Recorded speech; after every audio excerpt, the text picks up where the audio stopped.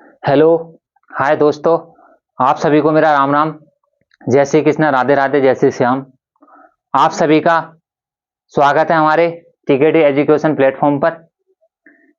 और सभी साथी फुल जोश के साथ, पूरे उत्साह के साथ हमारी क्लास को पूरा करेंगे। लास्ट तक जुड़ेंगे साथियों। हमारा टारगेट उत्तर प्रदेश पुलिस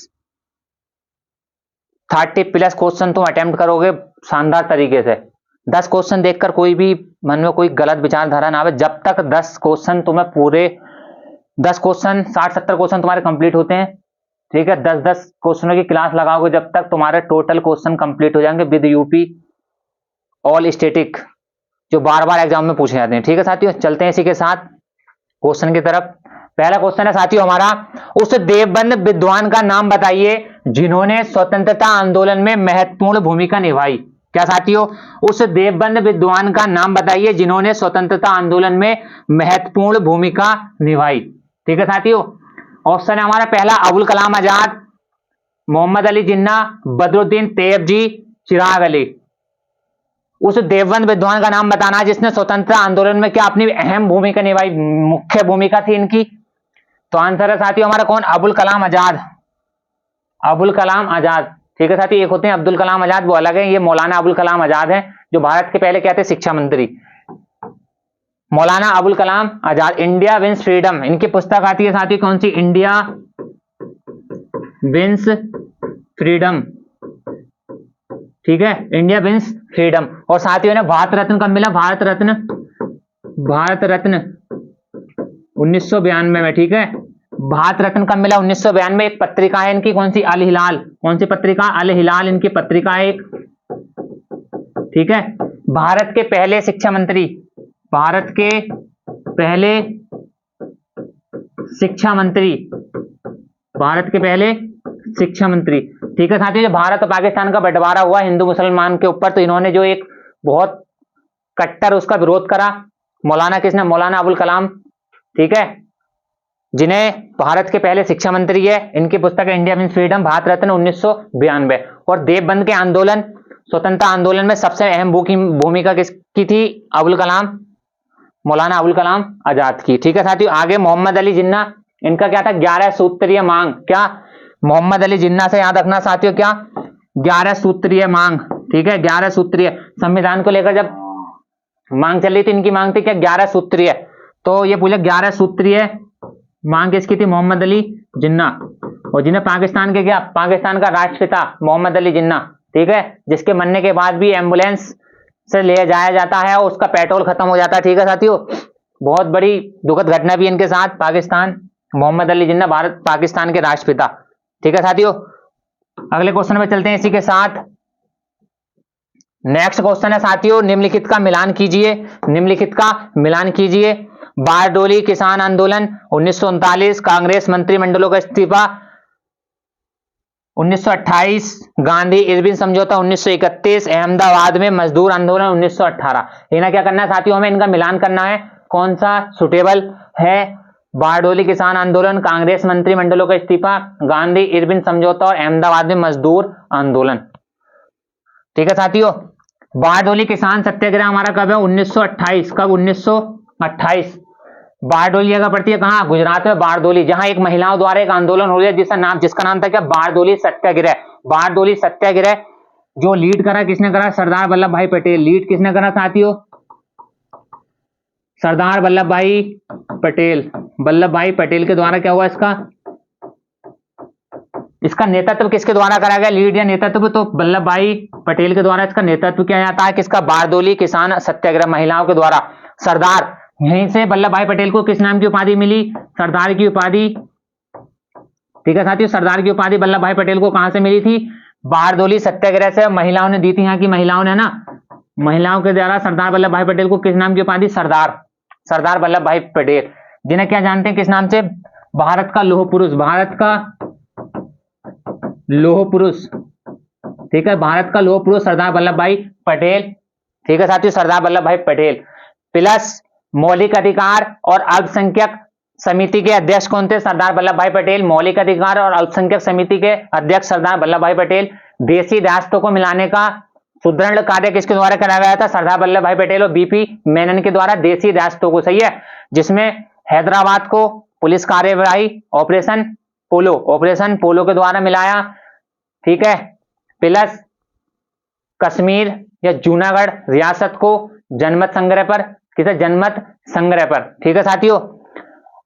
सरदार वल्लभ भाई पटेल भारत के लौह पुरुष प्लस भारत के गृह मंत्री, भारत के उप प्रधानमंत्री, बहुत अच्छा क्वेश्चन है, भारत के पहले उप प्रधानमंत्री कौन थे? सरदार वल्लभ भाई पटेल, ठीक है साथियों, सरदार वल्लभ भाई पटेल, जिन्हें बारडोली सत्याग्रह 1928 तक किस नाम की उपाधि मिलती है? सरदार की। वहां की महिलाओं ने इस आंदोलन को सफल होने के कारण इन्हें किस नाम की उपाधि दी? सरदार वल्लभ भाई पटेल को सरदार की, ठीक है।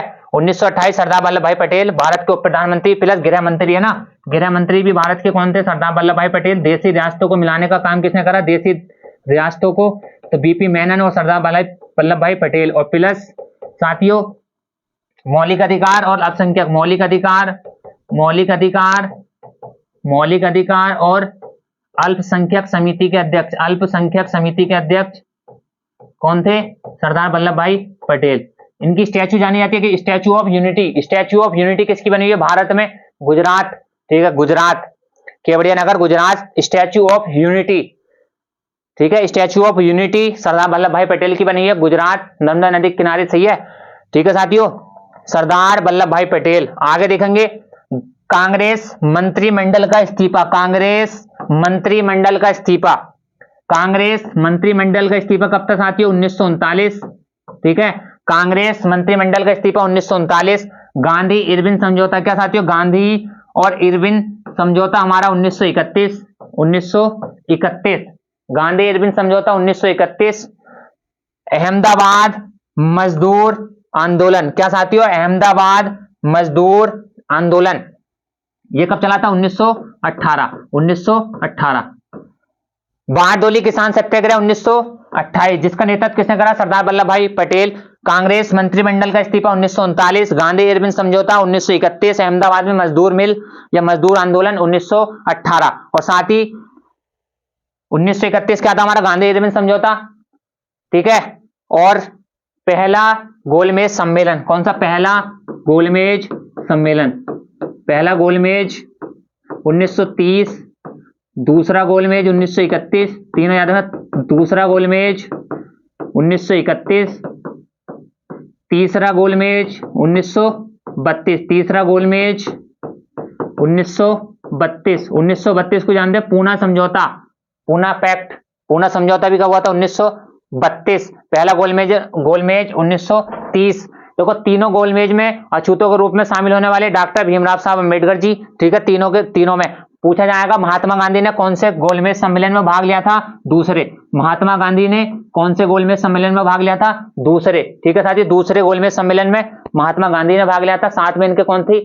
एक महिला थी इनके साथ में, ठीक है, सभी साथी कमेंट करके बताएंगे। पूछा जाता महात्मा गांधी ने कौन से गोलमेज सम्मेलन में हिस्सा लिया था? दूसरे। इनके साथ कौन थे और किस विमान के द्वारा ये गए थे? ठीक है, या ब्रिटेन जब बुलाया गया ना गोलमेज सम्मेलन में, तो किस विमान के द्वारा या किस जहाज के द्वारा कहां पहुंचे थे? इंग्लैंड, महात्मा गांधी। ये सभी कमेंट करके बताएंगे। एक है एसएस राजपूताना, सभी को कमेंट करके बताना कौन से जहाज से महात्मा गांधी ने हिस्सा लेने पहुंचे कहां? गोलमेज सम्मेलन में। ठीक है साथियों, आगे बढ़ते हैं। वीडियो के एंड तक सभी को बना रहना है, एकाग्रता के साथ, निसंकोच, बिल्कुल डरना भूलकर। क्वेश्चन अगला साथियों, निम्न में कौन से प्राचीन राजा भारतीय नेपोलियन के नाम से जाने जाते हैं? भारतीय नेपोलियन के नाम से कौन जाने जाते हैं? हर्षवर्धन या हर्ष, समुद्रगुप्त, कनिष्क, अशोक। क्या साथियों? हर्ष, समुद्रगुप्त, कनिष्क और अशोक। आंसर क्या हमारा? समुद्रगुप्त। इन्हें जानते हैं किस नाम से? भारत के नेपोलियन के नाम से जानते हैं, किसे? समुद्रगुप्त को। ठीक है साथियों, बीड़ा बजाते हुए सिक्के किसने चलाए थे? बीड़ा बजाते हुए सिक्के समुद्रगुप्त ने। बीड़ा बजाते हुए सिक्के समुद्रगुप्त ने, जिसे भारत का क्या बोलते हैं हम? नेपोलियन। ठीक है, भारत का नेपोलियन किसे बोलते हैं हम? समुद्रगुप्त को। और बीड़ा बजाते हुए सिक्के समुद्रगुप्त। ठीक है साथियों, समुद्रगुप्त। आगे हमारा हर्षवर्धन कन्नौज और प्रयागराज को राजधानी बनाई थी किसने? हर्षवर्धन ने। हर्षवर्धन, जिसे किस नाम से जानते हैं साथियों? शिलादित्य। बहुत अच्छे, शिलादित्य के नाम से उपनाम है इसका। हर्षवर्धन का क्या? शिलादित्य। ठीक है। इसका एक भाई था कौन, राज्यवर्धन, एक बहन थी कौन, गिरिवर्मा के साथ जिसकी शादी होती है राज्यश्री। एक भाई था इसका कौन, पिता का नाम प्रभाकर वर्धन, माता का नाम यशोमती, भाई का नाम राज्यवर्धन, बहन का नाम राज्यश्री, जो गिरिवर्मा के साथ शादी होती है। लेकिन देवगुप्त उसे मारने के बाद इसके जीजा को, उसकी बहन को बंदी बना लेता है। राज्यवर्धन जाकर किसके, देवगुप्त की हत्या कर देता है। उसी बीच उसका एक मित्र कौन, गौड़ नरेश शशांक, जिसने क्या कटवाया था साथी, बौद्ध वृक्ष, कौन सा, पीपल, बौद्ध वृक्ष को किसने कटवाया था, राजा शशांक। शशांक अपने दोस्त का बदला लेता है, किससे, राज्यवर्धन को मार देता है। और राज्यवर्धन का बदला कौन लेता है, हर्षवर्धन। हर्षवर्धन किसे जाकर मारता है, राजा शशांक। हर्षवर्धन का उपनाम शिलादित्य। क्वेश्चन आता है, नर्मदा नदी के तट पर, कौन से नर्मदा नदी के तट पर हर्षवर्धन को कौन हराता है, हर्षवर्धन को पुलकेशिन सेकंड, ठीक है साथियों, पुलकेशिन सेकंड किसे हराता है, हर्षवर्धन को। किस नदी के तट पर, नर्मदा नदी के तट पर हर्षवर्धन, ठीक है।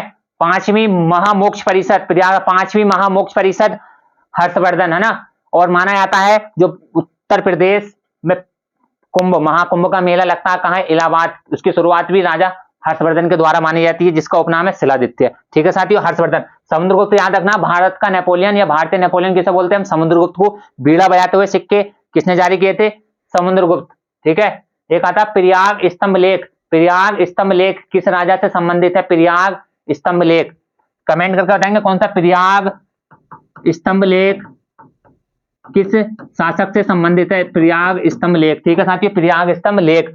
आगे कनिष्क, कनिष्क की राजधानी, कनिष्क किस वंश का, कुषाण वंश का। कुषाण वंश का संस्थापक की बात करें तो कुजल कटफिशिस साथियों, ठीक है, कजल कटफिशिस कुषाण वंश के शासक, जिसके कौन थे, कनिष्क, ठीक है, कनिष्क। मौर्योत्तर के बाद एक आए थे हमारे देशी और एक आए थे विदेशी उत्तराधिकारी मौर्यों के, एक तो देशी उत्तराधिकारी और एक विदेशी। तो विदेशियों की एक शाखा थी कुषाण वंश, जिसके संस्थापक थे कुजल कटफिशिस। को साथियों क्वेश्चन पूछा जाता, भारत में सबसे पहले सोने के, शुद्ध सोने के सिक्के किसके द्वारा चलाए गए, तो कुषाण शासकों। कुषाण शासकों में भी किस शासक ने चलाए सबसे ज्यादा शुद्ध सोने के सिक्के सबसे पहले, तो बिम कटफिशिस, कौन, बिम कटफिशिस। कनिष्क का ध्यान रखना, कनिष्क, ठीक है, कनिष्क ने किस वंश का, कनिष्क हमारे कुषाण वंश का, जिन्होंने साथियों क्या सबसे पहले क्या चलाए थे, शुद्ध सोने के सिक्के। कनिष्क को किसने हराया, कनिष्क को किसके द्वारा हराया गया, तो चीनी जनरल पेनचुआ, चीनी जनरल कौन, चीनी जनरल पेनचुआ के द्वारा कनिष्क को हराया जाता है, ठीक है साथियों। कनिष्क, कनिष्क ने किस बौद्ध संगति की अध्यक्षता करी, कनिष्क ने किस बौद्ध संगति की अध्यक्षता करी, सभी साथी कमेंट करके बताएंगे, कनिष्क, ठीक है।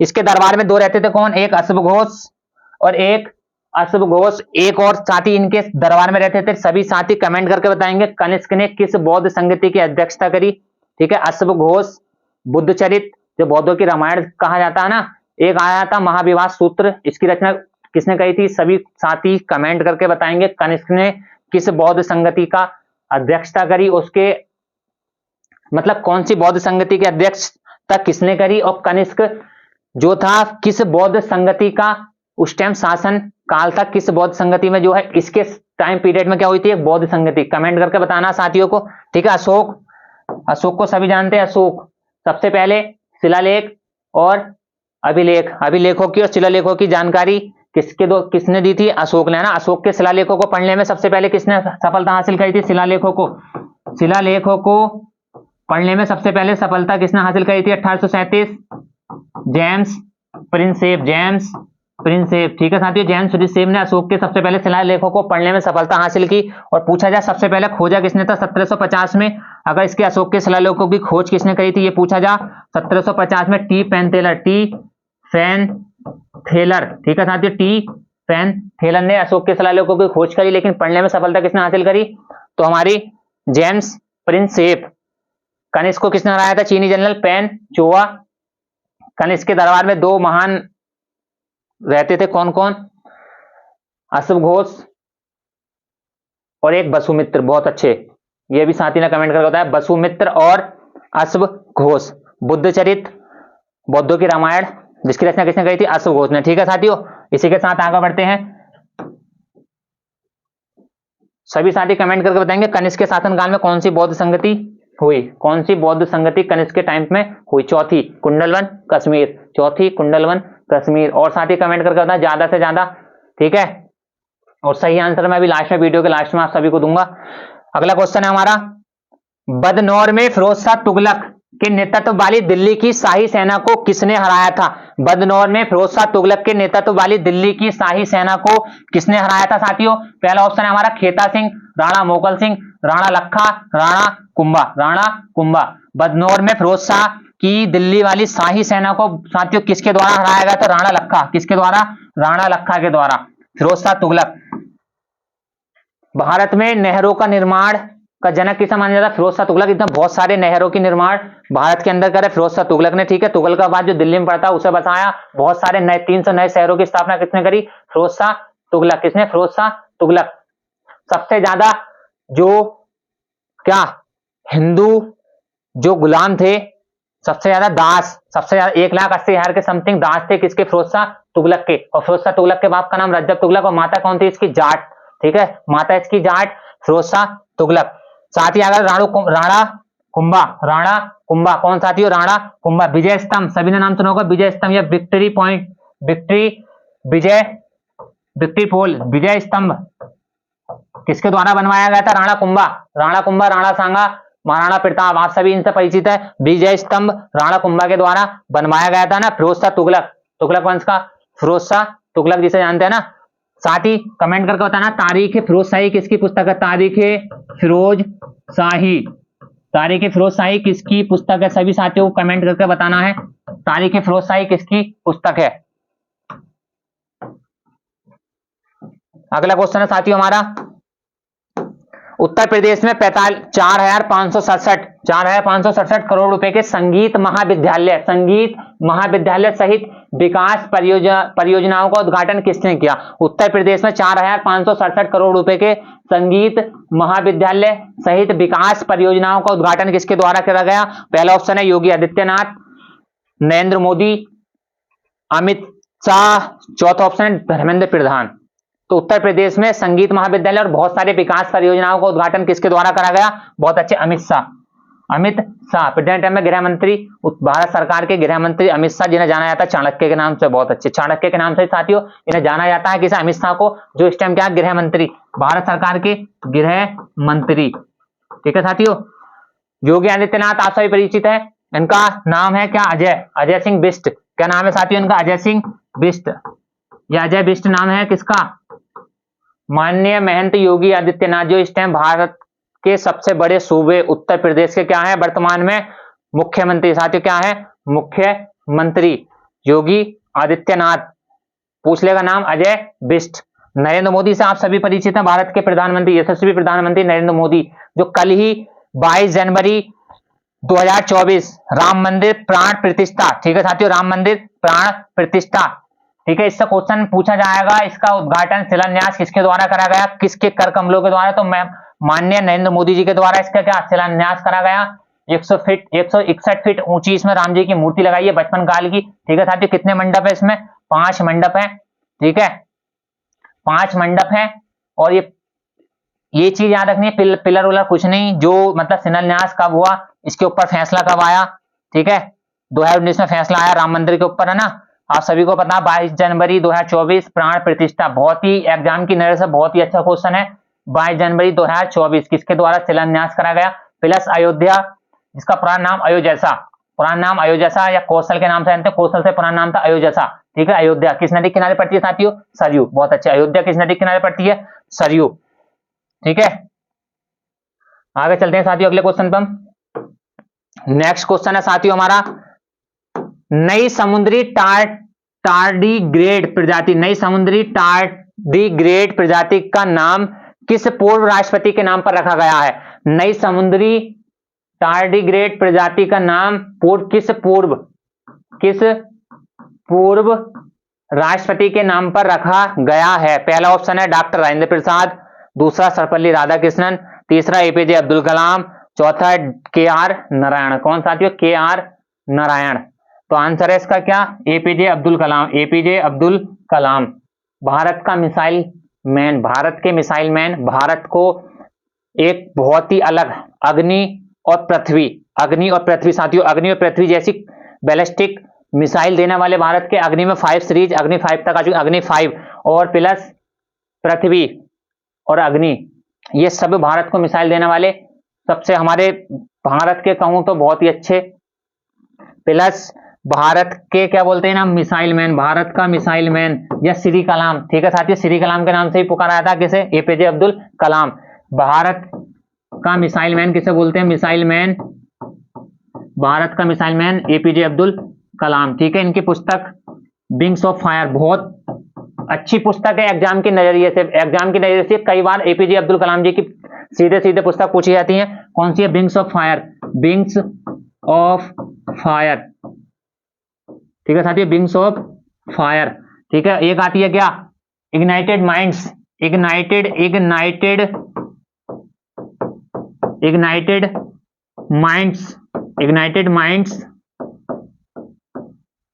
माइंड्स किसकी है, एपीजे अब्दुल कलाम। इन्हें भारत रत्न कब मिला साथियों, भारत रत्न, एपीजे अब्दुल कलाम को भारत रत्न, भारत के 11वें राष्ट्रपति थे शायद। ठीक है, भारत के 11वें राष्ट्रपति थे कौन, एपीजे अब्दुल कलाम। भारत रत्न इन्हें मिला था 1997 में। ठीक है साथियों, भारत का missile man APJ Abdul Kalam, इनकी पुस्तक है wings of fire plus ignited minds, ये दोनों पुस्तक इसकी एपीजे अब्दुल कलाम। भारत का मिसाइल मैन या श्री कलाम के नाम से किसे जानते हैं, श्री कलाम के नाम से हम, तो एपीजे अब्दुल कलाम। ठीक है, एपीजे अब्दुल कलाम को श्री कलाम के नाम से भी जानते हैं। भारत का मिसाइल मैन, कौन कौन से मिसाइल साथियों, पृथ्वी और अग्नि, अग्नि 5 तक सीरीज निकाल चुके हैं। भारत को एक मिसाइल के क्षेत्र में बहुत विशेष और विशिष्ट योगदान है किसका, एपीजे अब्दुल कलाम। ठीक है, तो नई समुद्री टारगेट प्रजाति का नाम एपीजे अब्दुल कलाम के नाम पर रखा गया है। और साथ ही कमेंट करके बताना है हमें, जो अंडमान निकोबार द्वीप समूह में 3 द्वीप जापान के द्वारा सुभाष चंद्र बोस जी को एक तोहफे के रूप में दिए गए थे, तो उसका एक द्वीप का नाम भी बदलकर किसके नाम पर रखा है, एपीजे अब्दुल कलाम। कमेंट करके बताएंगे, रॉस बॉस पमन द्वीप, ये 3 द्वीप थे। एक रॉस का नाम बदलकर किसके नाम पर, बॉस के नाम पर, एक था हॉबलॉक द्वीप। तो ये साथ ही कमेंट करके बताएंगे किस द्वीप का नाम, उन 3 द्वीपों में से एक द्वीप का नाम किसके नाम पर, एपीजे अब्दुल कलाम के नाम पर रखा गया था, तो कौन सा द्वीप था। सभी साथी कमेंट करके बताएंगे। रॉस तो सीधे सुभाष चंद्र बोस के नाम पर रखा गया था। हैवलॉक द्वीप था एक द्वीप बताना जो किसके नाम पर रखा गया, एपीजे अब्दुल कलाम। सभी साथी कमेंट करके बताएंगे। डॉक्टर राजेंद्र प्रसाद भारत के पहले कृषि मंत्री, भारत के पहले राष्ट्रपति कृषि मंत्री भी थे कौन, डॉक्टर राजेंद्र प्रसाद। और किस राज्य से आते थे, बिहार। इंडिया डिवाइडेड, बहुत अच्छे, इंडिया डिवाइडेड याद रखना है, एक बार रिवीजन और करना। इंडिया डिवाइडेड किसकी पुस्तक है साथियों, India divided, doctor Rajendra Prasad. India divided कौन सी साथियों, इंडिया डिवाइडेड किसकी पुस्तक है, डॉक्टर राजेंद्र प्रसाद। इन्हें भारत रत्न कब मिला, भारत रत्न 1962। ठीक है साथियों, डॉक्टर राजेंद्र प्रसाद, भारत रत्न 1962 इनकी पुस्तक आती है कौन सी, इंडिया डिवाइडेड।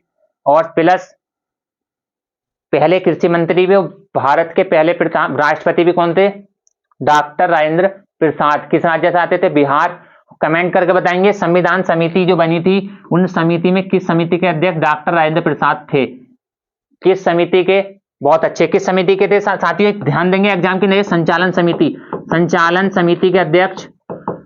समिति के अध्यक्ष प्लस संविधान सभा के स्थायी अध्यक्ष 11 दिसंबर 1946। क्या साथियों, 11 दिसंबर 1946 संविधान सभा के स्थायी अध्यक्ष कौन बनते, doctor Rajendra Prasad. India divided ध्यान रखना, सही है साथियों, डॉक्टर राजेंद्र प्रसाद प्लस देश रत्न और अजात शत्रु किसके उपनाम थे साथी, देश रत्न और अजात शत्रु डॉक्टर राजेंद्र प्रसाद। बहुत ही अच्छे, राजेंद्र प्रसाद को बोलते थे देश रत्न। ठीक है साथियों, देश रत्न और अजात शत्रु, देश रत्न और अजात शत्रु डॉक्टर राजेंद्र प्रसाद। ये सभी जो आप सभी के बीच में है ना, बहुत ही अच्छे क्वेश्चन है और जो कई सौ बार एग्जाम में सीधे के सीधे आप सभी को इसी रूप में मिले हैं और आगे भी कामना ये मिलेंगे, सही है। तो इन्हें बहुत अच्छे तरीके से तैयार करके चलना साथियों, नोट बुक बनाकर, और जब तक एग्जाम हो 5-6 दिन पहले से बहुत तकड़े हाथ से रिवीजन करना है और इसी में से फंसने 30+ क्वेश्चन तुम्हारे। ठीक है साथियों, आगे चलते हैं इसी के साथ। और जो एपीजे अब्दुल कलाम थे किस राज्य के थे, तमिलनाडु। किस राज्य के, तमिलनाडु।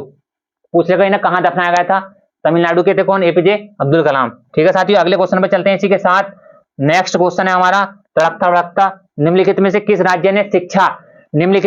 राज्य ने शिक्षा में समानता के लिए हर बच्चे के लिए अधिकार अभियान किस राज्य के द्वारा चलाया गया है? पहला ऑप्शन मध्य प्रदेश, उत्तर प्रदेश, केरल, कर्नाटक। बहुत अच्छे। किस राज्य सरकार ने शिक्षा में समानता के लिए हर बच्चे के लिए अधिकार, और साथ ही आरटीआई आता, राइट टू एजुकेशन, एक आता आरटीआई, ये 2005, आरटीआई 2005, आरटीई बताएंगे राइट टू एजुकेशन, सूचना का अधिकार, ये राइट टू इंफॉर्मेशन, शिक्षा का अधिकार, राइट टू एजुकेशन, शिक्षा का अधिकार, राइट टू एजुकेशन, ये कब चालू हुआ था ना? आरटीआई सभी को लिखना 2005 आरटीआई का बताना, आरटीई का कमेंट करके आप सभी को। शिक्षा में समानता के लिए हर बच्चे के लिए अधिकार, हमारा उत्तर प्रदेश, ठीक है, उत्तर प्रदेश, हमारा उत्तर प्रदेश। साथियों उत्तर प्रदेश नौटंकी, लोक नृत्य नौटंकी, ध्यान दें, नौटंकी रासलीला, ठीक है, नौटंकी और रासलीला कहां के? उत्तर प्रदेश के। नौटंकी और रासलीला साथियों कहां के? उत्तर प्रदेश।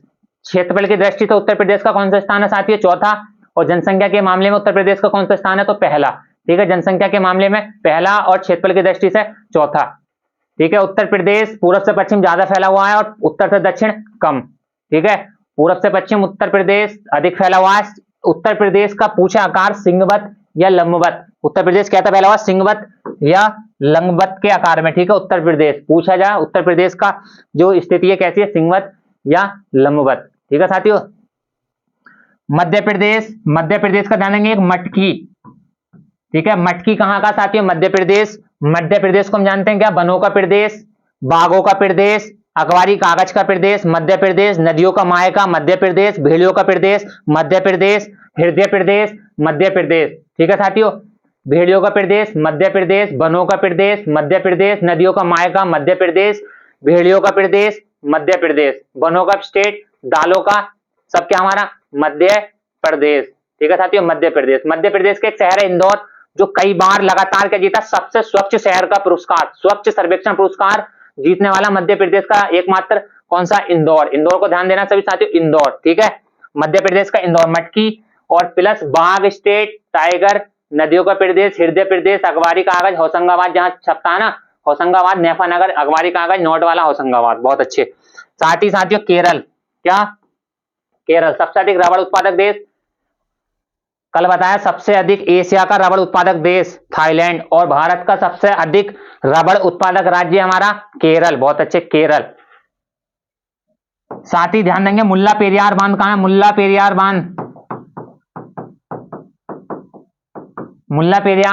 बांध एक इडुक्की नदी है ना, इडुक्की बांध परियोजना भूल लेता तो कहां की है? केरल। इडुक्की, मुल्ला पेरियार बांध, ये सब कहां पे हमारे? केरल। और सर्वाधिक रबड़ केरल के अंदर उत्पाद होता है, रबड़ का उत्पादन। मुल्ला पेरियार बांध ध्यान रखना है, कहां है? केरल। अष्टमुडी झील, बहुत अच्छे, अष्टमुडी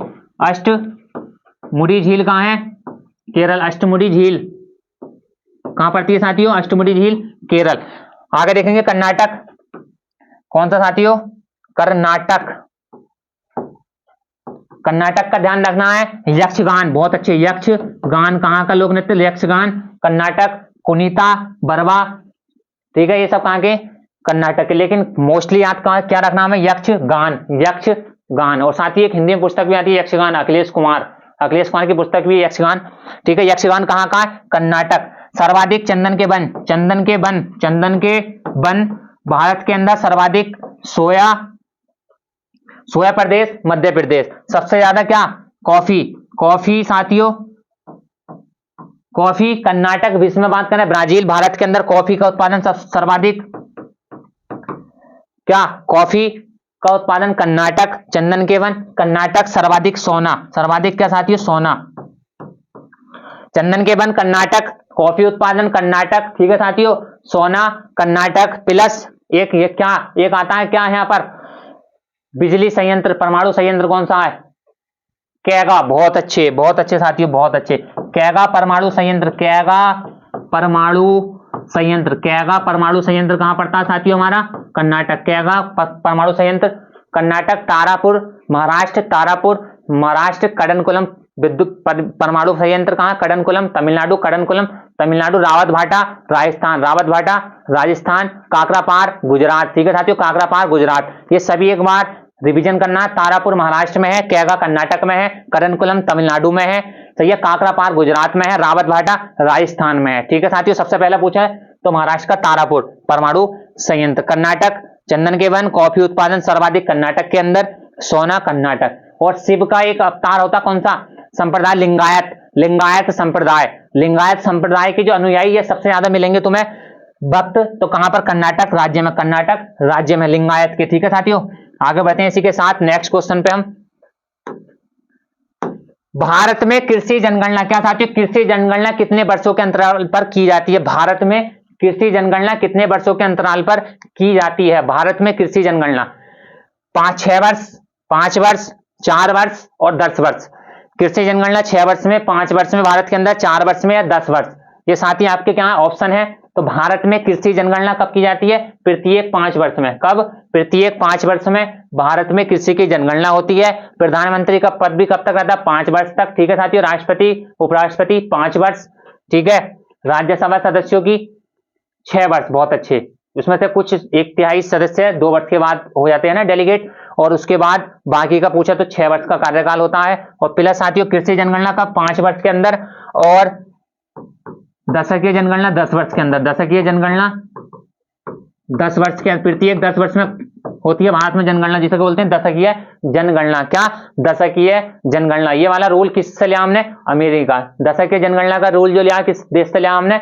अमेरिका। ठीक है साथियों, अमेरिका में 1790 में दशकीय जनगणना हो गई थी, और भारत में ये 10 वर्ष की जो दशकीय जनगणना प्रत्येक 10 वर्ष में होगी, हमने किस देश से लिए? अमेरिका से। ठीक है साथियों, अमेरिका से। कृषि जनगणना ध्यान देंगे, कृषि जनगणना कितने वर्षों के अंतराल पर की जाती है? तो 5 और 10। जनगणना प्रति व्यक्ति जनगणना क्या कितने वर्षों के अंतराल पर होती है? तो 10 वर्ष। ठीक है साथियों, इसी के साथ आगे बढ़ते हैं हम नेक्स्ट क्वेश्चन पे। अगला क्वेश्चन है हमारा, निम्नलिखित में से किस दशक में भारतीय जनसंख्या में नकारात्मक वृद्धि दर थी? मतलब जो भारतीय जनसंख्या थी किस दशक में सबसे अधिक निगेटिव, जो उसकी वृद्धि दर थी निगेटिव, नकारात्मक नोट करी गई थी, नकारात्मक। पहला ऑप्शन 1911 से 21, 1941 से 51, 1961 से 71, 1921 से 31, जिसे जानते हैं महान विभाजक वर्ष। महान विभाजक वर्ष। तो क्या है आंसर साथियों? 1911 से 1921। इस दशक में भारत की जो जनगणना थी क्या निगेटिव दर्ज की गई थी, निगेटिव वृद्धि दर थी इसमें। ठीक है, परसेंटेज में निगेटिव में दर्ज की गई थी। कब? 1911 से 21। महान विभाजक वर्ष एक होता है विभाजक वर्ष। ठीक है, 51 वाला और एक 1911 से 21, सभी को देखेंगे साथ ही हम। नेक्स्ट क्वेश्चन है हमारा, पानी से भरी हुआ बाल्टी, पानी से भरा हुआ बाल्टी में किसी छड़ का मुड़ा हुआ दिखाई देना। साथी क्या ये बाल्टी हमारी कोई छड़ है जिसका क्या छड़ है सीधी, लेकिन दिखाई कैसी देगी हमें? थोड़ी सी मुड़ी हुई, थोड़ी टेढ़ी प्रतीत होगी। तो ये किसका उदाहरण है? ये किसका उदाहरण है? सभी साथियों को पता है 1 फरवरी से लेकर 8 फरवरी तक किसका पेपर है? Uttar Pradesh police assistant operator, head operator. ठीक है, और इनमें क्या पूछा जाता है? फिजिक्स। फिजिक्स के न्यूमेरिकल उदाहरण के सहित फिजिक्स पूछी जाती है ज्यादातर मात्रा में। पानी से भरी हुई बाल्टी में छड़ का मुड़ा हुआ प्रतीत दिखाई देना किसका उदाहरण है? पहला ऑप्शन है प्रकाश का परावर्तन, दूसरा प्रकाश का अपवर्तन, तीसरा पूर्णांतरिक परावर्तन, चौथा प्रकाश का प्रकीर्णन। तो जो छड़ पानी में है सीधी, लेकिन दिखाई कैसे देगी हमें? तिरछी, टेढ़ी। तो किसका उदाहरण है साथियों ये? तो ये उदाहरण है हमारा प्रकाश का अपवर्तन। किसका? प्रकाश का अपवर्तन। ठीक है, प्रकाश का अपवर्तन, जिसमें नियम आता है क्या? स्नेल का नियम। सही है, आपतन बिंदु, अविलंब बिंदु, जो सब ये तीनों जो होते हैं हमारे किस तल पर? एक ही तल पर इकट्ठे होते हैं ना, एक ही तल पर होते हैं। स्नेल का नियम, साइन जया आई बटे जया आर। जया क्या? अपवर्तन में ध्यान देंगे,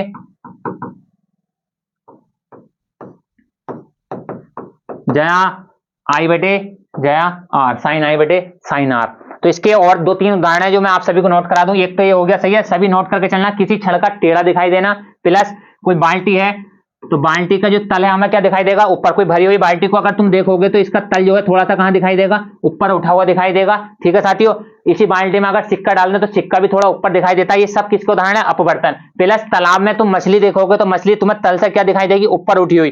तालाब में कोई मछली देखोगे तो मछली कहां दिखाई देगी? तल से थोड़ी ऊपर। तो वो सब ये तीनों उदाहरण नोट करना है। कौन कौन सा? एक तो छड़ का मुड़ा होना, बाल्टी, भरी हुई बाल्टी का जो तल है कहां? ऊपर दिखाई देना, प्लस किसी तालाब में मछली।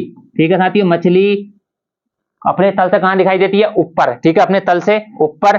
सिक्का डुबा दोगे तो वही तुम्हें थोड़ा टेढ़ा नजर आएगा। तो प्रकाश के अपवर्तन के तीनों चारों उदाहरण तुम्हें ध्यान देना है। छड़ का टेढ़ापन, मछली तल से ऊपर दिखाई देगी, ठीक है साथियों, और छल टेढ़ी हो गई, सिक्का, और पानी जो भरी हुई बाल्टी से पानी है उसका तल तुम्हें कहां दिखाई देगा, ऊपर, ठीक है साथियों। इसके बाद हमारा अगला आता है पूर्ण आंतरिक परावर्तन। इसके भी उदाहरण एग्जाम्पल बहुत ही ज्यादा पूछे जाते हैं, बिल्कुल शानदार तरीके से, ठीक है, बहुत ही अच्छे। फिजिक्स में से पूछे जाते हैं तो उदाहरण ज्यादातर नहीं, संभावित यहीं से पूछे जाते हैं। पूर्ण आंतरिक परावर्तन, मरीचिका, ठीक है, ये पूछा जाता है बहुत अच्छे तरीके से। मरीचिका, रेगिस्तान में बनने वाली मरीचिका किसका उदाहरण है, तो पूर्ण आंतरिक परावर्तन का, पूर्ण आंतरिक परावर्तन का मरीचिका, ठीक है। एक आता तारों का टिमटिमाना, क्या साथियों, तारों का टिमटिमाना, तारों का टिमटिमाना, ये दोनों किसके उदाहरण है, बहुत ज्यादा पूछे जाते हैं, डिक्टो ऐसे मिलेंगे तुम्हें। पूर्ण आंतरिक परावर्तन, अपवर्तन के 4 हैं जो आप सभी के सामने हैं। एक आता है क्या, प्रकाश का परावर्तन, प्रकाश का परावर्तन, प्रकाश का परावर्तन, ठीक है साथियों। प्रकाश का विकिरण, जो सूर्य का हमें क्या लाल भाग दिखाई देता है ना, सूर्य का लाल भाग दिखाई देता है, सूर्य का लाल भाग, सूर्य का लाल भाग, ठीक है, तो सूर्य का लाल भाग किसके कारण दिखाई देता है, तो हमारा प्रकाश के विकिरण के कारण, ठीक है। और आकाश का नीला, बहुत अच्छे, आकाश का नीला, ये दोनों उदाहरण पूछे जाते हैं। आकाश का नीला, आकाश का नीला और सूर्य का लाल भाग जो दिखता है, ये हमें प्रकाश का विकिरण, ठीक है, प्रकाश का, सूर्य के दिखाई देने से 2 मिनट पहले और छिपने के 2 मिनट बाद तक जो दिखाई देता है वो किसका, प्रकाश का विकिरण।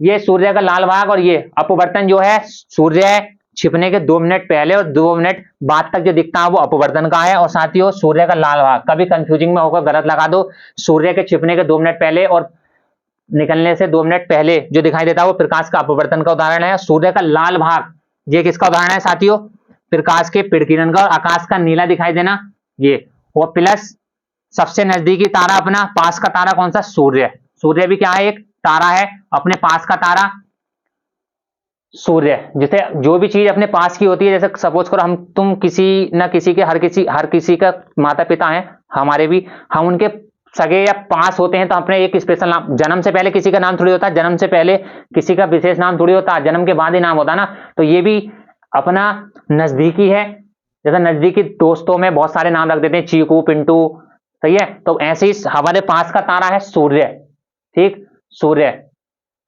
सूर्य की उम्र साथियों 10 मिलियन वर्ष इसकी उम्र है, 10 मिलियन वर्ष, 5 मिलियन वर्ष जी चुका है, अभी नवीनतम तारा है सूर्य, ठीक है। तारा बनने से पहले क्या बनता है, हमारे निहारिका। ये अगला कॉन्सेप्ट है, किसी एक उदाहरण लाकर सब चीज समझा देंगे ना, क्या बनता है तारों से पहले, निहारिका, आकाशमंडल, ब्रह्मांड, आकाशगंगा, मंदाकिनी, ठीक, ये सब इसमें आ जाएंगे। सूर्य ध्यान रखना क्या है, एक तारा, ठीक। सूर्य का केंद्रीय भाग का टेम्परेचर याद रखना कितना होता है, बाहरी सतह का तापमान, ये पूछे जाते हैं सीधे सीधे, है ना। सूर्य का केंद्रीय भाग का तापमान 1.5, 10 की घात कमेंट करके बताना है, 10 की घात कमेंट करके बताना है। साथ ही इसका बाहरी सतह का तापमान, बाहरी सतह का तापमान कितना होता है, 6000 डिग्री सेंटीग्रेड। ये एग्जाम में पूछा गया अभी हाल ही की परीक्षा में। सूर्य की बाहरी सतह का तापमान अलग होता है, केंद्रीय भाग का 1.5 गुणा 10 की घात आपको बताना 6, 5, 7 कितना होता है, 3, 2, सही है। ये सभी कमेंट करके बताएंगे। और प्लस मैंने 3 क्वेश्चन पूछे हैं आप सभी से यही अनुरोध रहेगा, जो क्वेश्चन मैंने पूछे हैं उनके आंसर हमें कमेंट में दो और हम भी देखें कितने बच्चे ज्यादा अच्छे कमेंट देते हैं। एक तो आरटी राइट टू एजुकेशन वाला पूछा था मैंने, वो उसकी शुरुआत कब हुई थी, है ना। ऑप्शन भी दे दूं 2008, 9, 10, 11 जो आपको सुटेबल लगे कमेंट में देना है। और इसका 1.5 गुणा 10 की घात 7 होता है, 6 होता है, 5 होता है, ये सभी को कमेंट करके बताना है, ठीक है। साथ ही ये जो क्वेश्चन मैंने अभी में चलते हुए पूछे हैं तो कामना करूंगा सभी अच्छे तरीके से आंसर दो। कमेंट ज्यादा से ज्यादा देने हैं कमेंट तुम्हें इन आंसरों पर, ठीक है साथियों। इसी के साथ क्लास हमारी समाप्त होती है। जय श्री राम, राधे राधे, नमस्कार भाई साहब। इतनी